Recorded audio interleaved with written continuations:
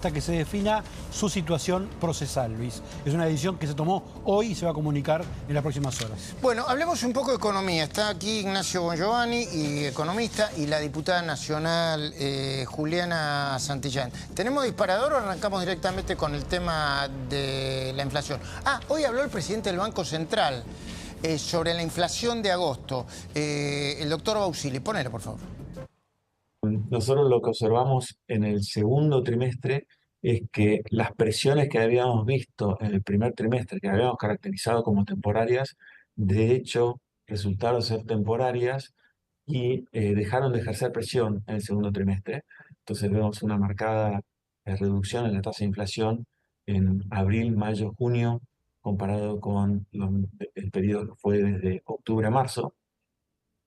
La medida que nosotros hacemos de inflación subyacente también mostró una reducción importante y nos lleva de nuevo a niveles que son comparables con el 2017. Nosotros seguimos viendo una reducción de la inflación.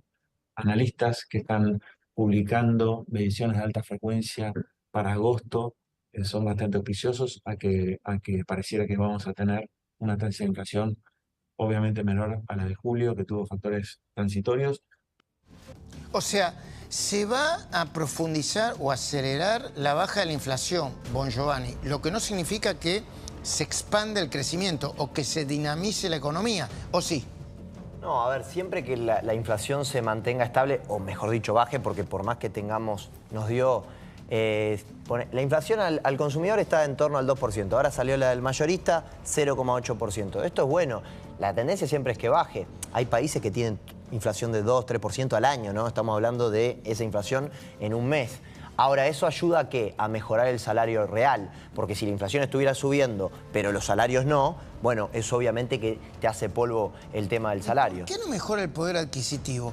Es porque el impacto del aumento de las tarifas, que no decimos que está mal hacerlo, está impactando fuertemente en el gasto familiar y eso genera deudas también, o es demasiado lineal lo que estoy diciendo.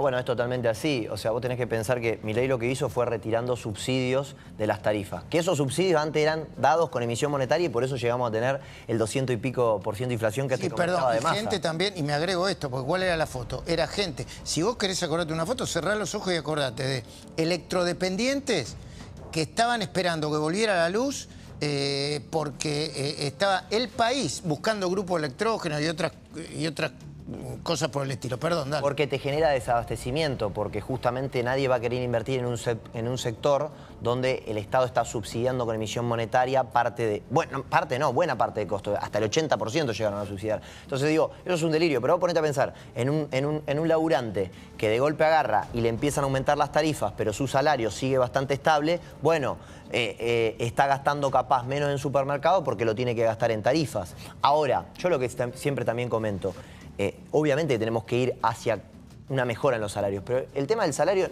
no es una medida que depende de un burócrata o un político que te dice a partir de mañana todos van a ganar un salario mínimo y te da el móvil de 5 palos. ¿Sabes por qué? Porque ninguna empresa te va a poder pagar ese salario. El salario depende de la productividad depende de la inversión y la inversión ¿de qué depende? De que Argentina no sea un infierno fiscal y que haya seguridad jurídica. Ahora, Juliana, y medidas que desde el punto de vista técnico uno las escucha y siguen siendo técnicas, como el proyecto de Inocencia Fiscal 2 creo que es, ¿no? Sí. Inocencia Fiscal 2 o...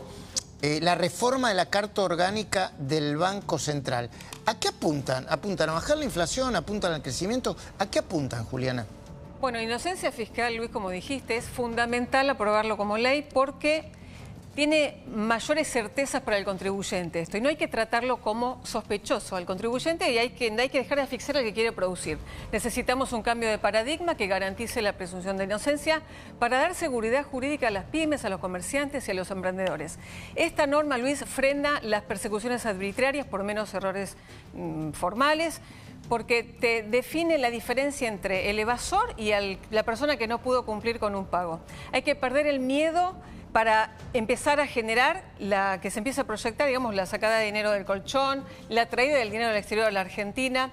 Argentina tiene mucha desconfianza. Con esta ley, la liquidez se puede volcar directamente a la economía real, el crédito y la inversión productiva. Es importante, porque vos cuando simplificás la relación con el organismo recaudador, reducís la burocracia y la discrecionalidad del Estado. Eso en cuanto a la inocencia fiscal. Protegés al que trabaja para desarrollar el empleo privado y generar empleo genuino. Después tenés la reforma de la Carta Orgánica del Banco Central.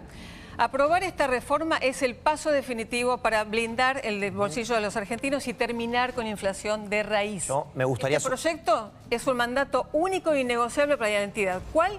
Defender el valor de la moneda. Hemos escuchado sistemáticamente al presidente decir que la inflación es en todo momento y en todo lugar un fenómeno monetario. Eso lo decía Premio Nobel de Economía Milton Friedman. Es verdad, es monetario, pero su causa es fiscal. Es por eso que es muy importante. A ver, traducímelo. A ver, sistemáticamente el Estado argentino ha gastado más de lo que le ingresaba. ¿Cuál es el ingreso genuino que tiene el Estado? Nuestros impuestos. A pesar de tener presión impositiva altísima, porque un asalariado en el sector formal de la economía trabaja prácticamente la mitad del año para pagar los impuestos de los distintos niveles, esto no alcanzaba para cubrir los gastos del Estado, el abultado gasto público. Entonces, ese déficit era financiado con emisión monetaria, eso hizo que Argentina sea campeón mundial de inflación, ¿no? Entonces, es muy importante entender, sí, claramente es un fenómeno monetario, pero la causa es fiscal, que es una irresponsabilidad en el gasto público de parte de la política, ¿no? De los dirigentes. Luis, ¿vos le sacás de la mano a los políticos la posibilidad de evaluar para pagar las fiestas del Estado?